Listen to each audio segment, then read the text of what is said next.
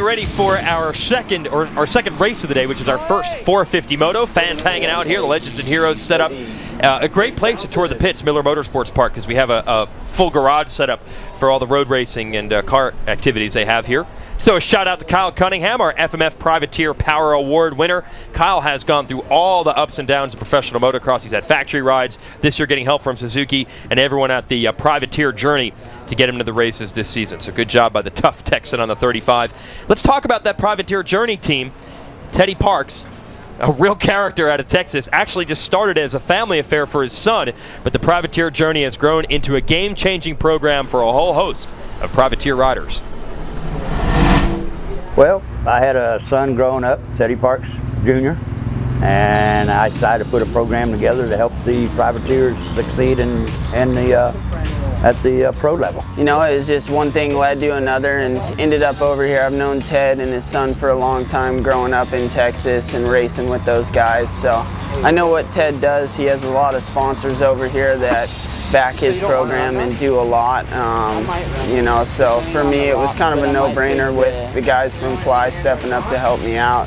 Pat and everyone over at Suzuki and all the sponsors that are involved over here with the TPJ rig. We put a package together to where they can do their flights, fly in, we haul their bikes, we set them up, we furnish a toolbox so it looks professional, we do the posters, we do the pit shirts, we do the gear, the helmets, the goggles, so we try to help them save the money to compete at this level. There's a lot of work that goes into it. Being a privateer, it's tough to get to the races, it's, you know, tough to get your stuff there, and you know, doing it 8-9 years professionally, I've been through both sides of it, but it definitely makes it a lot easier. Ted and his guys put in a lot of effort to get to the races every weekend to haul our stuff here, and I think the guys stepping up, they see that how he's running his program and what he's put together, and you've got a lot of great sponsors that have just stepped up to make it a lot easier on him, and you know, I think everyone's super appreciative over here of what he does and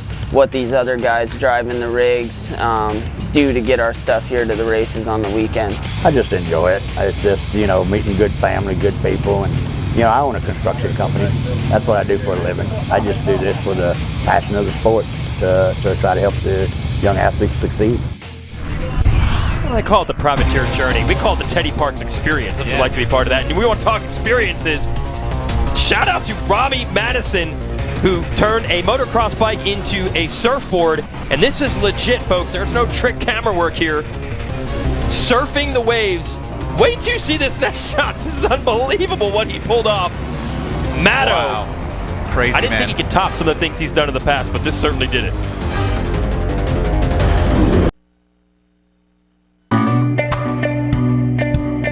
Dungey's going to try to take it. Dungey gets it done, and wow! Ryan Dungey wins here in Colorado. Oh, Dungey off the track. Checker flag is out. Ryan Dungey has won the Moto. He wins the first Moto, and he wins big here in the first Moto. Ryan Dungey goes 1-1. That much closer to a title, a big Moto win. Well, here it is, an amazing season for Ryan Dungey, the most overall wins and Moto wins and podium finishes of any rider this year. That's why he leads the points and could wrap it up in this very next Moto. Let's send it to Georgia Lindsay with Ryan at the GoPro starting gate. Now, Ryan Dungey going into this first Moto of the day here at Utah. The championship is pretty much on the line for you, but I know you're not really thinking about that and you're calm and collected. How are you feeling going into this first Moto? Definitely excited. You know, I mean, there's still a lot of racing left of the season, you know, but it's great to be in a position to be there and to capitalize on it. You know, we work hard to be in that position too. So, but we'll keep to the same game plan. You know, we definitely want to put in 2 solid motos today. You know, that doesn't change, and good starts as well. So I'm looking forward to it coming up here soon. So feel ready. Everything's good. Practice went good and everything. So looking forward to it. Best of luck. Thanks, Ryan. He has to avoid losing 4 points in the championship to Justin Barsha. If he can do that, the title will be his. Here's the upcoming schedule in Lucas Oil Pro Motocross. Very easy to remember. Don't even need to stick it on the refrigerator. 1 race will be in Indiana next weekend outside of Indianapolis. Be there. Why? not only is it our final round, but the first ever Legends race, and we're taking some of the best ever in a blast of the past. Guy Cooper just decided to sign on, former 125 national motocross champ, and look at some of these other big heavy hitters. Our old buddy Jeff Emig, who used to be in the booth here, will be back at the races racing. 6-time national champ Jeff Stanton will be there racing as well. Kevin Windham, one of the all-time fan favorites, he'll be racing. Yeah, actually racing. They'll have a moto at about 12:30 in the afternoon. And the greatest of all time, Ricky Carmichael, will be riding as well. Tim Ferry won a bunch of nationals in his time. It's going to be awesome to get these guys out here. And they only put this race together about 3 weeks ago, so they haven't had much time to prepare. Going to be really interesting to see what those guys have. Yeah. Let's get to the Kawasaki track map. Yep, start a little bit uphill. We saw some carnage in Moto 1 in the 250s over the motorsport.com jump, which is also the whole shot line through the finish line. And we see through these sections multiple line options with the ruts and all that forming. We've seen this here, inside, outside, past the Fran Mechanics area, through a section of jumps over the Fly Racing rhythm section, drop down, then a nice step up over that Bud Light jump. Then a couple switchbacks, right, left.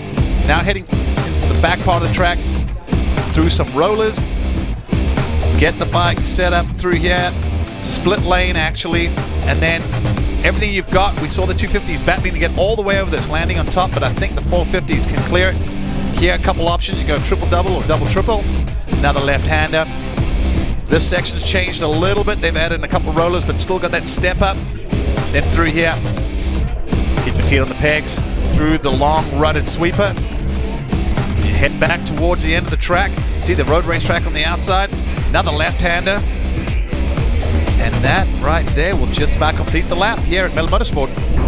Let's hop on board. We got the GoPro track preview from practice earlier today, and Ken Roxon. Yeah, you can see the ruts not that bad early in practice. And the other thing we mentioned earlier, this track's changed a fair bit from last year. So with practice, these guys only get about a dozen laps between the two practices to really get a chance to look at this track. So they're still figuring it out. This is the rollers. You hear the RPMs picking up, dipping, then come over this blind crest, pick your line, back on the gas, jump into this roller section. You got to time that good so you can hop back out. But hey, 30-second cards up. We're getting ready to go racing. But before we do that, KTM keys to the moto. Good start. We saw that for the title contender. It's crucial to get a good start, especially this late in the season. We're racing at altitude. You got to change the bike. You got to change your breathing, your approach, a lot of things. You got to adjust, as well as adjusting to the new configuration with this track. So passing can be done here. So it makes for great racing. Fly Racing 30-second card is sideways. Let's race in the 450s in Utah.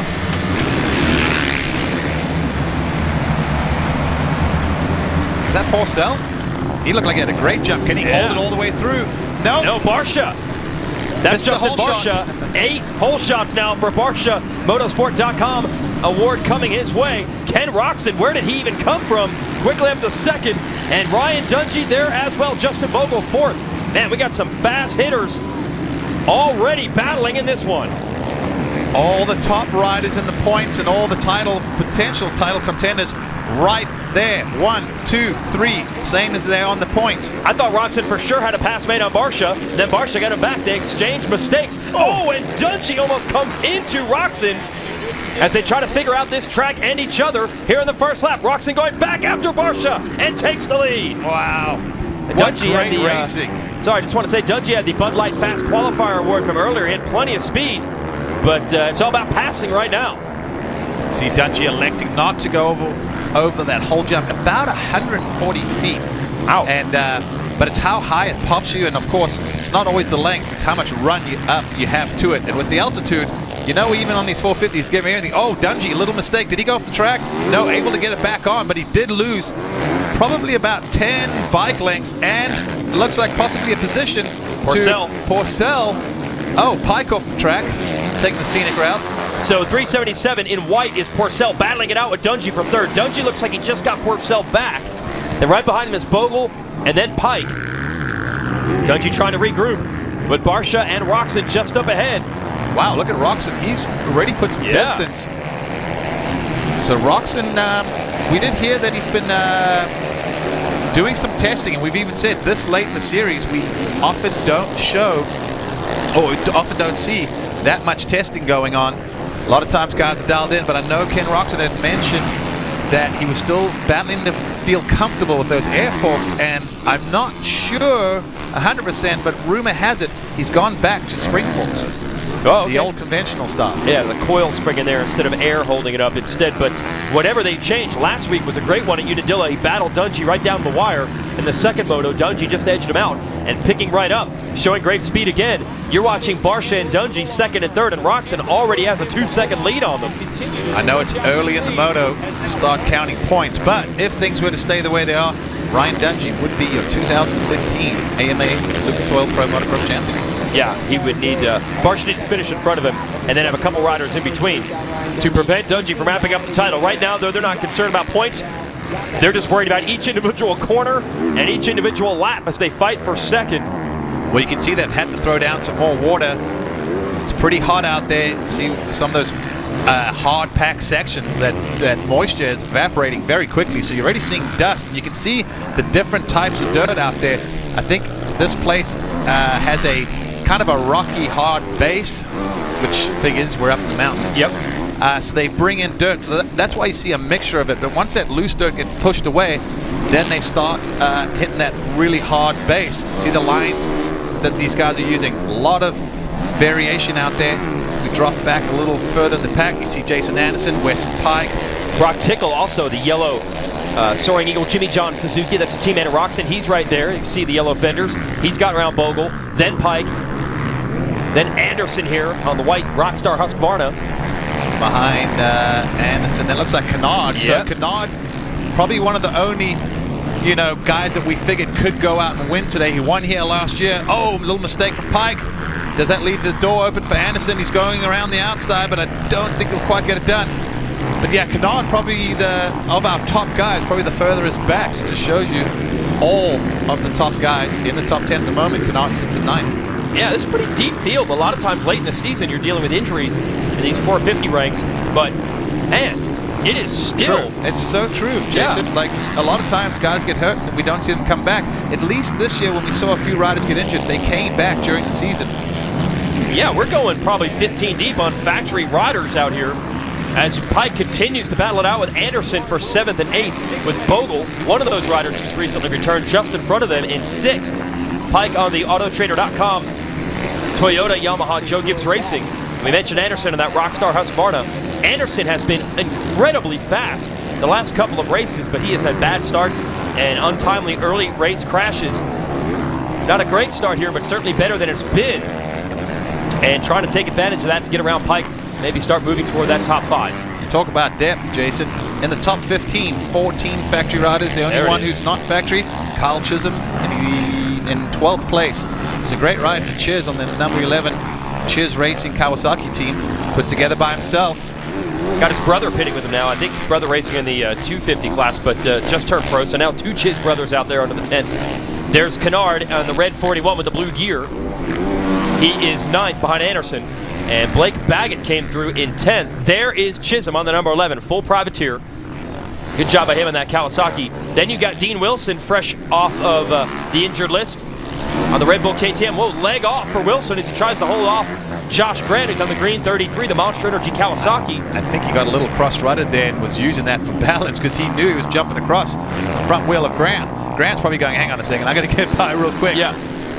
And Grant makes the pass. Grant's been pretty consistent since picking up this Monster Energy Kawasaki. Been right around the top 10 the whole time, and was 10th at our last race. And that will move him into, I think that's 13th place around Wilson right now. So again, really deep, the talent riders that have won races and titles. It's not that often we're watching factory riders battling outside the top 10, and that just shows you the depth. There's another privateer, Kyle Cunningham, on that Fly Racing privateer journey. We saw Teddy Parks earlier putting together a program, helping a lot of these guys. Andrew Short, another guy who came back from injury during the season. Dungey going after Barsha, and he's going to be the outside of this next corner. It's that split lane. Let's see if Barsha can get out of it. Still in second. Oh, it's going to be close. Side by side. They both get over it, but Dungey uses that inside to his advantage. Yep, takes over second place. Yeah, when you're on the inside and you're side by side, it's really hard for the guy on the outside to know what to do or what commitment to make. Sometimes you almost have to just surrender that position and regroup and try to go back after the guy, or, you know, in Bosch's position, start trying to follow Ryan Dungey and see possibly where he is a little quicker. Immediately, Bosch changes his lineup through those rollers. Following Dungey, smart move there from Bosch, knowing that Dungey's got a little more pace, trying to learn from him. They've got work to do, though, because Roczen has opened up a 4-second lead while these two are battling for second. Barcia had that Motorsport.com hole shot, went back and forth with Roczen for a bit, but once Roczen had a clear racetrack, he has pulled away. And we'll see how Dungey plays it right now. This would be enough to wrap up the title if he stayed where he is. But Dungey has been pretty adamant this year that all he's trying to do is win every time he goes out on the track. He's not mathematically calculating the points in his head or anything like that. So we'll see if he wants to run Roczen down, or can run Roczen down, or will, with the title being within grasp, will he play a little bit safe? We'll see. I think it's one of those things when you say play it a little bit safe. I think that's a fair assumption. A little bit safe. Okay. You can never go out there and ride like you're just trying to survive. Yep. You'll have no rhythm. You'll make mistakes. There'll be a lot of factors involved. So for Dungey, he can't be too cautious. He's just got to take his time and get to the front. And that's exactly what he's done. He's up to second. Can he run down Roczen, who now has a 5-second lead on him? Kenny Roczen back today and back up front.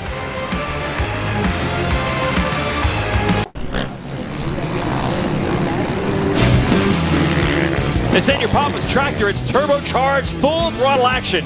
The Lucas Oil Pro Pulling League is guaranteed fun and excitement for the whole family. Catch all the action Sundays at 4 p.m. right here on MAV TV. No change in the running order up front. The Ken Roczen we were hoping to see all year long has arrived here in Utah. It's been a mixed season for him, because Ken Roczen, only by his standards. I mean, even a bad race for him has been 4th or 5th. But when you're the defending champ, goal is to win, or at least be on the podium every time you're out there.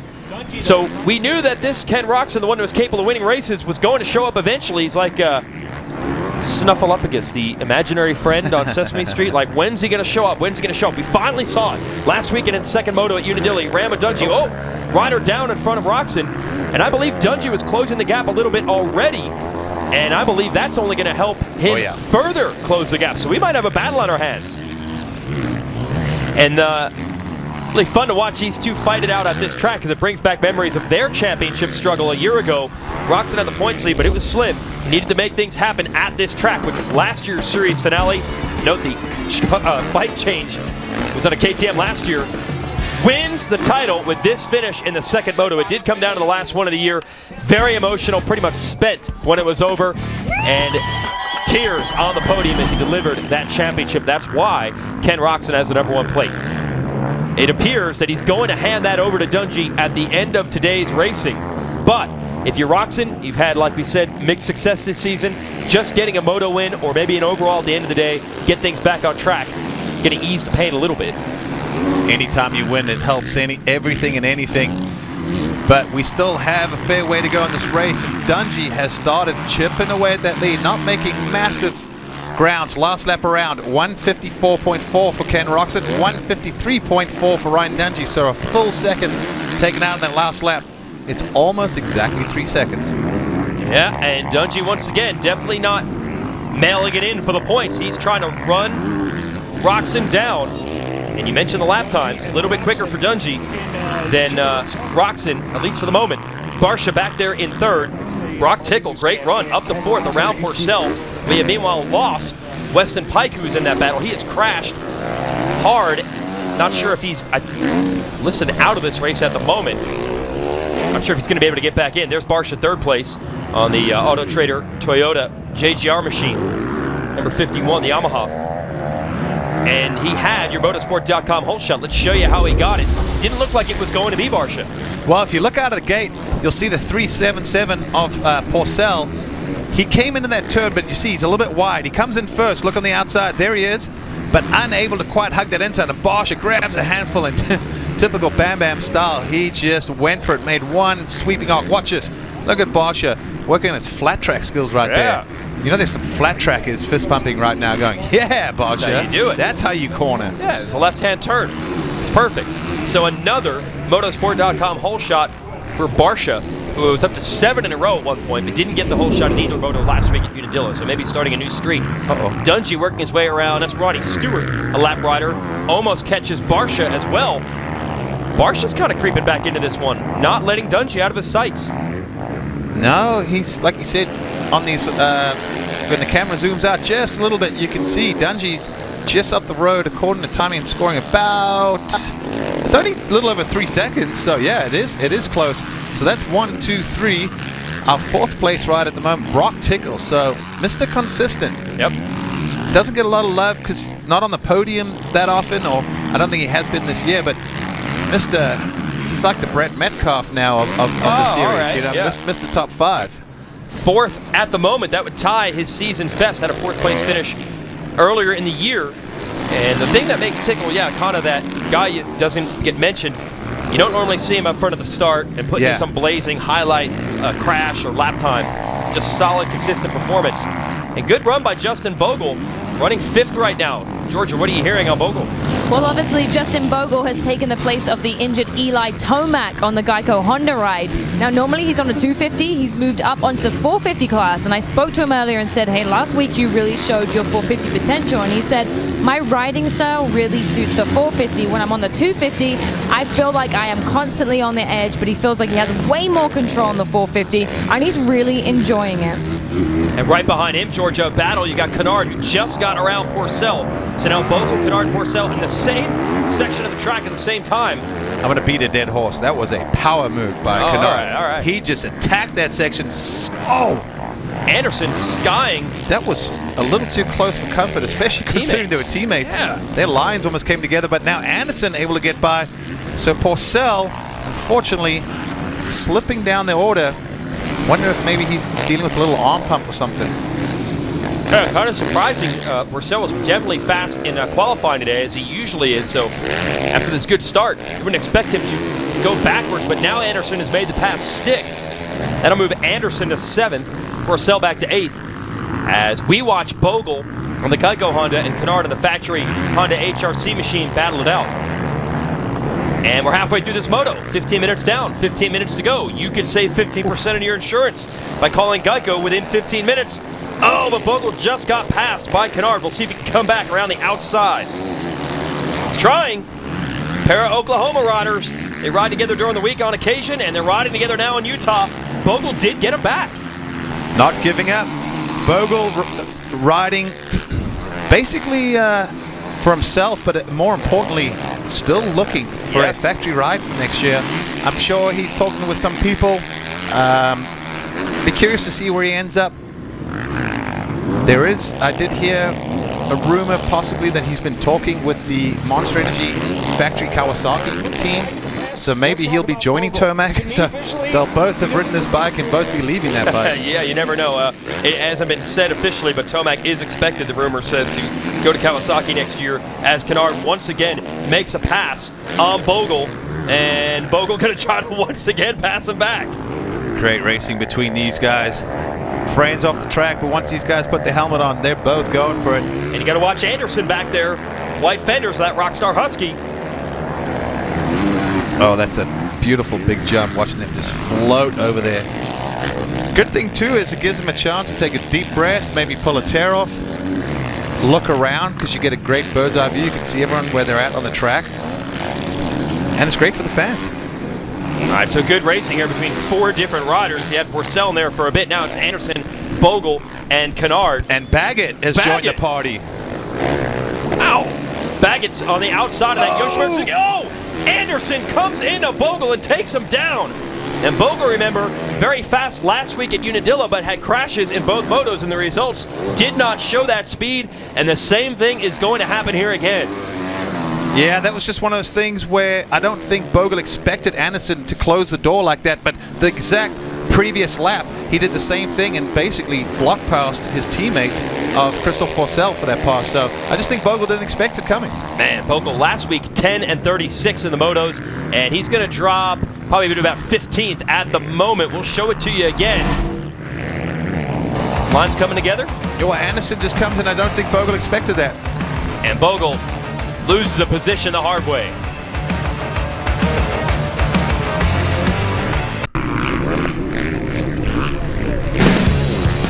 Dave Despain is back with new interviews for an all-new season, and we've got an all-new episode with Jack Beckman tomorrow, 8:30 Eastern and Pacific, only on MAV TV. That is Sunday night tradition. Watch Dave Despain sit down with the best in the motorsports business. Great to have him with us on MAV TV. And a battle now up front. Ryan Dungey has been scratching, clawing, and chipping away at Ken Roczen's lead.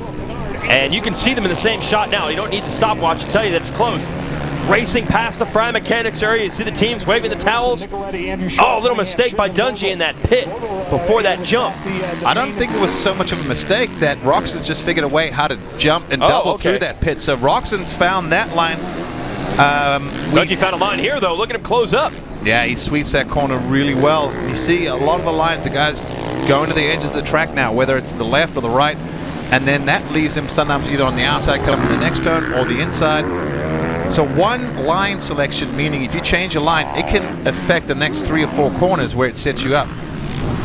Ryan Dungey doesn't need to beat Ken Roczen to wrap up the title today, but he has maintained all year long that he's not racing for points. He wants to win every time he's out on the track, and this is a mental game. He doesn't want Roczen to get a couple moto wins and get things swinging back in his direction, so Dungey is going after him, and it's going to be fun to watch these two. You know Roczen's proud. He's not going to make it easy on Dungey to make a pass. Here he goes down the inside. Coming together. Same area where Bogle went down a lap ago, but they keep it clean. And fight through this section now, and Dungey is all over the number 1. Yeah, they're going to be coming past the mechanics area in a little bit, and you'll see those terrible towels waving, getting their guys pumped up. And another thing you'll see these teams do is, you know, Dungey's guys will be waving the flags, and it almost looks like they're waving the towels for Roczen, but they're just basically trying to remind Roczen, you got our guys all over you. You know, just so you know, in case you didn't hear him, he's right there. Yeah, you don't have to look behind you, just look at us in front of you and you'll know he's there. So it's a Soaring Eagle, Jimmy John Suzuki and the Red Bull KTM battling it out. These two fought all the way down to the final moto for last year's title, with Roczen coming out on top. Dungey would have this year's championship if you freeze the field right where it is right now, but he does not seem concerned with points. He wants to get the moto win. There's Carlos Rivera, Dungey's mechanic. Oh, the classic breathe and you can. Perhaps the most uttered phrases in motocross pitboard history. I used to see when I was a kid, I'd watch racing and pro racing, and I'd see breathe on the pitboard. I'm like, that is the dumbest signal. Of course you know to breathe. Everyone knows that. You do it naturally. Trust me, when you get out the track and you tense up, there are times you don't breathe enough. And at this altitude, your breathing is critical, because once, you know, if you're out of breath the whole time, you'll get weak, fatigued, and make mental mistakes. So you've got to control that breathing. All right, so Dungey's been about a lap and a half here trying to get Roczen, but hasn't gotten a wheel in yet. And a reminder, ProMotocross.com and the NBC Sports Live Extra app allows you to watch all 4 motos of this series live every Saturday afternoon. So tune us in. If you're not able to get to your TV set, you can watch on your tablet, your phone, your laptop, and what you would watch is another battle. Yeah, he was got good close last time. Can he get it done? Because he has to check up over this roller, and Roczen can carry just enough. He needs to take a page out of Anderson's book. Just start turning left before the right-hander. Not the Dungey style. Doesn't usually run it in on guys. Roczen going to try to shade to the right, trying to block Dungey, and he does. Now through the rollers. Dungey close again, and they almost tangle again. Oof. Wheel to wheel, Roczen and Dungey. Great racing here at Miller Motorsports Park. See the line option there. Dungey goes to take the longer route. Didn't quite work out. Lost probably about 2 bike lengths, but that's also helping him figure out where's his spot. I mean, we've already kind of seen where I think in his mind he thinks he can get it done, which is through those rollers. But the problem is he's got to find a way to just take Roczen's line away so he can't blouse around the outside. Yeah, can't do it if the guy's got the motorcycle right in front of you. And they're going to jump down that stair step downhill. And here's that mechanics area again with this one little single jump that has thrown most riders off, but Roczen has got a little hop through it. Dungey a little better this time. Yeah, he was a little bit better, but he soaked it up. You saw Roczen went for it, and that's helping Roczen a little bit. Look at the gap. It'll give him a couple extra bike lengths every time. So Dungey minimizing the damage a bit, but then held up with a lap rider. So Roczen, like we saw in our first 250 moto earlier, Cooper Webb was able to catch Marvin Musquin, but couldn't make the pass. Roczen doing a phenomenal job riding under pressure, trying to hold Dungey off. That's what we wanted to see. Forget the points. Let's fight for the win, boys.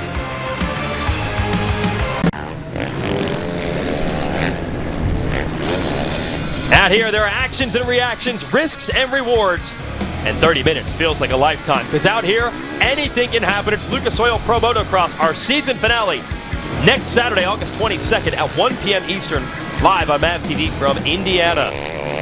This is an awesome story here. The 532, a factory Yamaha road racing rider who decided on an off weekend to come race some motocross, and he is in 23rd place in the 450 class. That is phenomenal.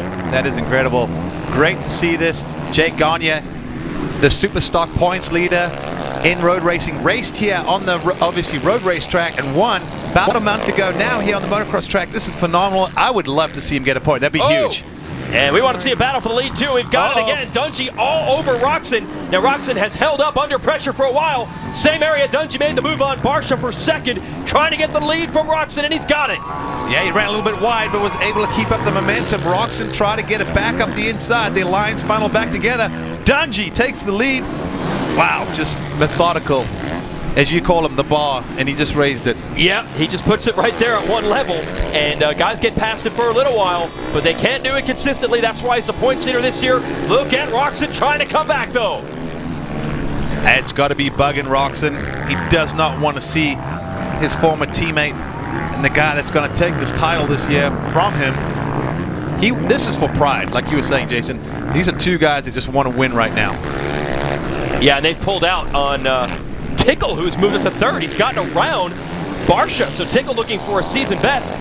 23 seconds back of these two, so it's one-on-one right now up front. But Soaring Eagle Jimmy John's RCH team, Suzuki squad, they've got to be happy they have Tickle in third.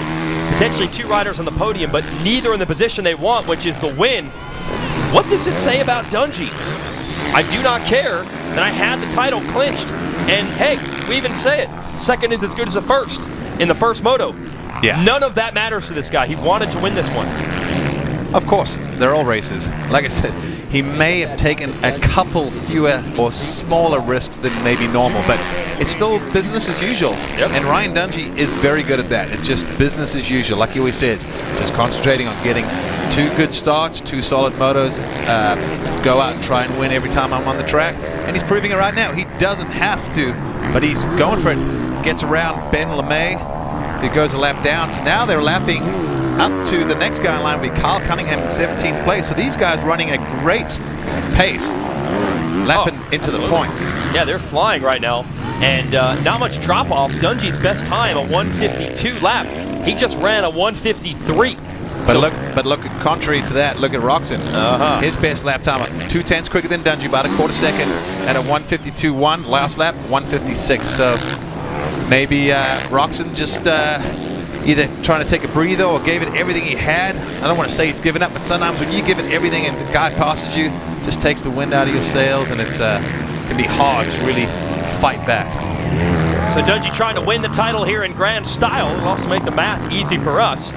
Definitely wrap up the championship if he wins the moto. We're watching Tickle. No, that's Baggett. Baggett has gotten around Barsha, so Barsha has gone backwards in this moto. Third, fourth, now fifth. Baggett on the yellow Yoshimura Suzuki. We got a few Suzukis up there. Yeah, that's second, third, and fourth. Right. Tickle is third. Baggett is now fourth, and Baggett was nowhere on the start of this one. He was outside of the top 10. So well done for Blake Baggett to get to fourth. Barsha fifth. Not where he wanted to be. Oh, you know, Bosch is not happy under that helmet. Yeah, this was more like the Barsha we saw earlier in the year, where he was top 5 guy and occasionally getting podiums. Fourth at our last moto at Unadilla. But he had been in a nice run. A couple of overall wins. Looked like he was going to have another one at Washougal 2 races ago, did Barsha, but crashed late. But not the performance he wanted at Unadilla, and he's not going to be happy with the way things went here. Well, it shows you just the competitive level at this level. You have a slightly off weekend, you're not going to be on the podium. And that's what makes it so impressive when you see some of the stats from guys like Dungey, like how many podiums and how many overalls and moto wins and how many laps he's led and Faust laps and Bud Light Faust's qualifiers. I mean, it's just really impressive. Well, the amazing thing about Dungey, he had 2 bad motos this year. A 6th when he had some bike problems at Glen Helen. Then he had that hellacious mud race at Budds Creek where he crashed early, came back from last to 12th. Besides those 2 motos, Dungey has finished no worse than second in any moto this year. That's unbelievable consistency from Dungey, and he's won, I believe, half of them. Now the countdown clock is about to expire. Not sure where Dungey is. They're saying 3 to go, so he didn't quite make it. There should be 3 laps to go in this moto for him and everyone else. Well, no, they're coming up to get the 2-lap card. Okay, that's how far ahead on the track he is. He's 36 seconds ahead of Marshall, so about a quarter of the way around ahead of the 51. And Dungey's got Roczen 4.5 seconds behind him now, so he's got to ride error-free. No major mistakes from Ryan Dungey, and let's be honest, he very rarely ever does. Yep. And Ryder making a little error there, making it easy on Dungey to get by. There is that Fly Racing 2-lap card. So 2 laps to go for Dungey, and this will be the most significant moto win of the year for him because it will be enough for him to wrap up the championship for the 3rd time. He will be your 450 National Motocross Champion. And also some elite company. This is the 2nd time that Dungey has swept both Monster Energy Supercross and Lucas Oil Pro Motocross in the same year. He did it in 2010, he won both. And he's about to do it here. And to do that 2 times, only 4 other riders have ever done that more than once. And it is an absolute who's who to say that you're able to win both titles in the same year 2 or more times. That's pure dominance. Yeah. That's just, that puts you in that legendary category. So he will go down as one of the greatest of all times, even if he never won another race ever again. We're witnessing history. And for Ryan Dungey, the whole Red Bull KTM team, I think this is, you know, you kind of feel like this is almost redemption. You know, last year must have been heartbreaking to lose the title right here because this was the last round to Roczen. This year around, it's going to be a 180 degree. Dungey's going to be the one with the smiles and the champagne and the title and the #1 plate and everything that goes with it. Well deserved. A lap and a half to go for Dungey to celebrate this title. He also has 2 Supercross championships to go with these 3 450 outdoor titles. That's 5. Won the 250 outdoor championship back in 2009. And the West Coast. 6 and a Supercross lights title as well. So 7 major career championships now for Dungey if he holds on here. And just an amazing career. And at 25 years old, he has said he's had more fun this year than he's had in a long time. So I don't think the end is anywhere near. Of course he had fun this year, Jason. Oh, we just talked about how he's dominated everything. When you're winning, racing's awesome. White flag, 1 lap to go. This is basically a parade lap for Ryan Dungey. Ken Roczen, I think at this point, just settled. He's going to take a second. And yeah, you're right, Jason. I promise you, when you're winning, you feel like you can do this for another 10 years. When you're laying in hospital with broken bones and surgeries, you start thinking like, I don't know how many times I can come back from this, you know? Right. Injuries start building up over time. They start compounding and start wearing guys down. And one thing that's really helped Ryan Dungey's career, very, very, very minimal injuries. I mean, he's very reliable. He's probably been at every race since he turned pro, just about. I mean, it's I think quite he's literally staggering. missed 1 national since he turned pro at the end of 2006. We're almost on 10 years. Unbelievable. One race. That stat alone is mind-boggling right there. But that just shows you all the consistency. When you're not having surgery in the off-season, but you're testing and getting ready, it just helps him to be 1 or 2% better for next year. And he's grown over the years by 1 or 2% each year. And it just shows he's built the confidence. He's got the team. He loves that 2016 KTM 450. And he's making it look good. I got a little sideways on that jump, though. Got to bring this thing home. This track's sketchy right now. He's just like, don't freaking blow it on the last lap. I got this. Well, I think we're seeing what you had talked about. He's probably slowed it down a little bit, and it's actually making things worse. Yeah, exactly. But a couple more turns to go in what has been a historic season. Absolutely. Ryan Dungey. Remember, they started the Supercross campaign with the Who's Next hashtag. It's Ryan Villapoto, who had won this title a couple times and won the Supercross title a lot. Who would be the rider to take over for Villapoto? It ends up being the rider who had been there before. Dungey wins a Supercross championship, and for the first time since 2012, is looking to win this 450 Motocross championship. And this is it. With the Moto win, Ryan Dungey wins the 2015 Lucas Oil Pro Motocross Championship. And what a way to do it. Nothing better as a champion to go out and win the Moto and just put an exclamation point on it and saying, That's right. I am the best rider in the world right now. Not allowing anyone to build any momentum, get any hope up. Next year, you're going to have to deal with me again.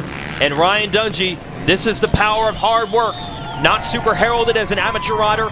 Roger DeCoster saw something in him at a very young age and gave him a factory ride that a lot of people were surprised to see him get, as he gets congratulations from his trainer, Alden Baker. And ever since this DeCoster and Dungey tandem hooked up 10 years ago, they have delivered time and time again. Another #1 plate coming his way. We are back here. History has been made at Miller Motorsports Park. Let's send it to Georgia Lindsay with more. Huge congratulations, Ryan Dungey. You are the 2015 450 champion. We have the American Motorcycle Association's Kevin Crowther to give him the #1 plate. Later on in the show, we're going to give him the official presentation, but first, a word from you, Ryan Dungey. Over the years, you have been one of the most consistent riders, very minimal injuries, you're always winning. Second was the lowest place you got so far this year. Unbelievable performance. What is the one thing in your career that you feel has really got you to this place? Just a solid structure, you know, my family, my team, Alden, everybody. You know, there's a lot of people that to celebrate this moment with, and although it's a little short-lived, we got to get ready for another moto, but we work really hard to be in this position, and you know, it's really cool to see the benefits pay off and believe in it. You know, I think we really got a solid team, and there's a lot more I want to accomplish in my career besides this. So, you know, I want to keep setting the bar high, and but for now, we'll enjoy this, and the whole team, I owe it to them. I give all credit to those boys, and I got to thank the Lord Jesus Christ for keeping us safe, and just very thankful and awesome we could wrap this up, especially with the Supercross Championship too. You know, it comes a big role to play there. You know, I want to be a leader for this sport and do great things. So can't thank everybody enough. My wife, mom and dad. There's a lot of people I'm forgetting right now, but I can't. Everybody, you know you are. Thank you. Huge congratulations, Ryan Dungey. Well done. All right, so that is it. Dungey is your champion in 450s, and like Georgia said, we'll have a big presentation after the race day is over. Nice sportsmanship as he gets the handshake from last year's champion, Ken Roczen. Here's the race recap. We'll show you how Dungey got it done. Well, it looked like Christophe Porcel here on the white 377 was going to get the whole shot. He drifts just wide, and a classic wide-open charge by Justin Barcia nets him a whole shot again. But he had Ken Roczen right behind him. Roczen and Dungey battling for second and third, and then Roczen would go after Barcia for the #1 spot. Yeah, Barcia had the lead, but it seemed like once a couple of top guys got around him, never was able to rebound. There you see Roczen takes the lead, and he started stretching it out immediately. Dungey has to get around Roczen here for the lead, which he does late in the moto, and after that, Dungey would then start easing out the gap. Yep, he didn't need to win the moto, win the title, but every time he lines up, he wants to win. Good effort by Roczen, but he'd end up finishing second, and that moto victory clinches the championship for Dungey. And gets the congratulations of Alden Baker, another championship for him. He has guided the greats to titles, including Roczen last year, Ricky Carmichael, James Stewart, Ryan Villapoto. They've all worked with Alden Baker. Here are results from this moto season best for Brock Tickle. Yeah, good for him. Yeah, that's awesome to see. Absolutely. So the Soaring Eagle Jimmy John Suzuki team has to be happy. Second and third. Baggett fourth, another Suzuki rider. Barcia fifth, probably not going to be happy with that considering he led early. Anderson, Kennard, Grant, Porcel, and Wilson round out the top 10. Let's go back to the podium. Yes, huge congratulations, Ken Roczen. Well done on that second place. Now, it's been an up and down year for you. However, last weekend, second moto, you were really challenging Ryan Dungey for the win. The same this weekend. What's the big change over the last couple of weeks?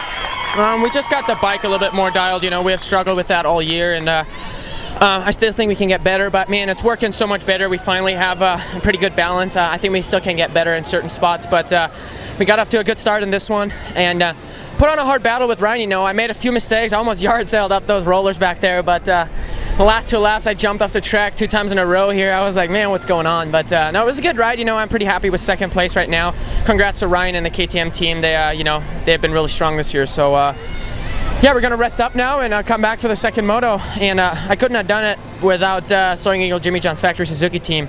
They're stood behind me the whole time, and also big thanks to Ram Trucks, Bel Ray, Red Bull, Oakley, GoPro, Fox, and Stan Stocks. You know, they're awesome. I love them. We're all family, and yeah, can't wait for second moto. All right, well, congratulations. Well done, Ken Roczen, second place. Here's the upcoming television schedule here.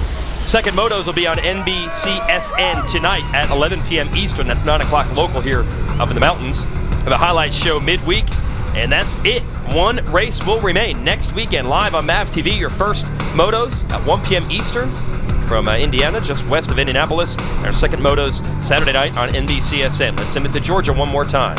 Brock Tickle, it is great to see you up here. Third place in that moto. Obviously, the track conditions are crazy out there, but third place on the podium, you must be pleased. Yeah, I'm super stoked. I mean, the track's really tough here. It's a little hot, and I just got to give it up to everybody that's been behind me. Soaring Eagle, Jimmy Johns, Ram Trucks, Bell Ray, my own sponsors this year, Bell, Thor.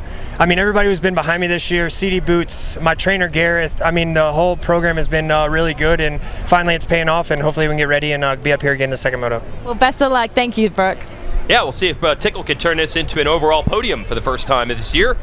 You can get all your official Lucas Oil Pro Motocross merchandise at motosport.com, or you can just hang out with us at a race here and pick it up there in person.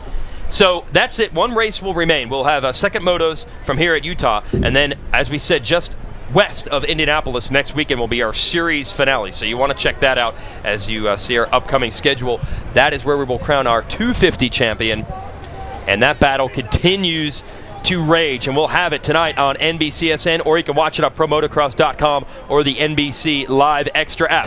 Ryan Dungey is your 450 champion for 2015, but as for the 250 class, it very much hangs in the balance as drama continues to dominate the headlines. Anything that could happen in the 250 division has this year. What's going to happen tonight?